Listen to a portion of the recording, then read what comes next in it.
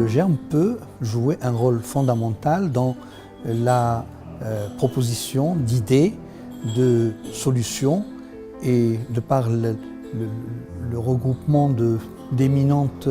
personnalités, de chercheurs, d'experts de différents horizons, toute cette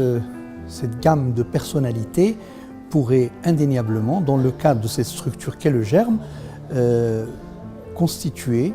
une force de proposition pour alimenter, enrichir le débat et faire des propositions pour aller de l'avant dans les problématiques que connaît le Maroc, mais que connaît aussi les différents pays du pourtour méditerranéen. Donc je crois que nous sommes dans cette dynamique. Le germe se renouvelle en quelque sorte par la présence de différentes personnes représentant différents horizons et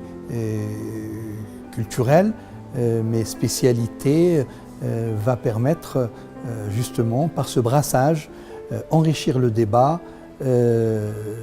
contribuer à éclairer un peu les pouvoirs publics, les décideurs, pour prendre les décisions sages, les décisions qui vont dans le sens d'un développement intégré et inclusif des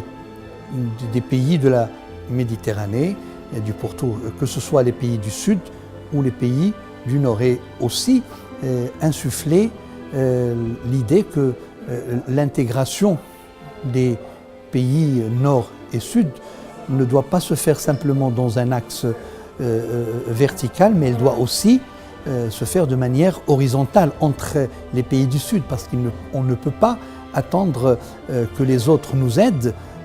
pour s'en sortir si nous-mêmes, nous ne travaillons pas ensemble, nous ne discutons pas ensemble. Je parle évidemment des pays du Sud. Donc,